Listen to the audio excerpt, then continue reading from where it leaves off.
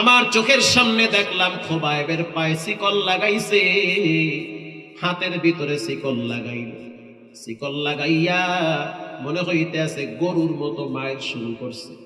চতুর্দিক থেকে লাঠি দিয়া পিটায় আর বলে, খোবায়েব তুমি নবীরে শুধু একটা গালি দাও, মুহাম্মদকে শুধু একটা গালি দাও। খোবায়েব রাদিয়াল্লাহু তাআলা আনহু চোখের পানি ছেড়ে দিয়া বলতে আছে, খবিস, জীবন চলে যেতে পারে, কখনোই নবীর দিকে একটা কাঁটা বিঁধবে এটা আমি খোবায়েব চাই না। আল্লাহু আকবার বলে। খোবায়েব রাদিয়াল্লাহু তাআলা আনহুকে আমার চোখের সামনে শহীদ করা হয়েছিল। মক্কার বেঈমানেরা উঁচা একটা মঞ্চ তৈরি করেছে, এর চেয়েও আরো উঁচা।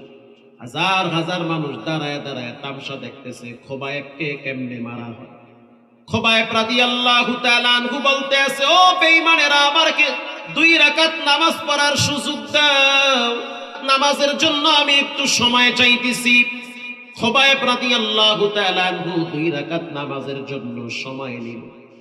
সেজদায় গিয়া মনে চায় না যে সেজদাটাকে শর্ট করি, মনে চাচ্ছে সেজদাটাকে লম্বা করি। সেজদা লম্বা করলে বেঈমানরা মনে করবে খোবায়েব বুঝি মরার ডরে সেজদা লম্বা করছে। এজন্য আমি শর্ট কইরা মাথা উঠাইয়া সালাম ফিরাইয়া বললাম, আমি প্রস্তুত হয়ে গেছি, তারপরও বেঈমানের সামনে মাথা নত করা যাবে না। ইসলামের ইতিহাসে বড় বড় মনীষীরা আছে যারা কল্লা দিয়া দিছে, তারপরও নাস্তিকদের সাথে তালে তাল মিলায় না। খোবায়েব রাদিয়াল্লাহু তাআলা আনহুকে আমার সামনে শহীদ করা হয়েছে, হাত কাটা হয়েছে, পা কাটা হয়েছে, চোখ উপড়ে ফেলানো হয়েছে। খোবায়েব রাদিয়াল্লাহু তাআলা আনহু জোরে একটা সালাম দিয়েছে, আসসালামু আলাইকা ইয়া নবিয়াল্লাহ।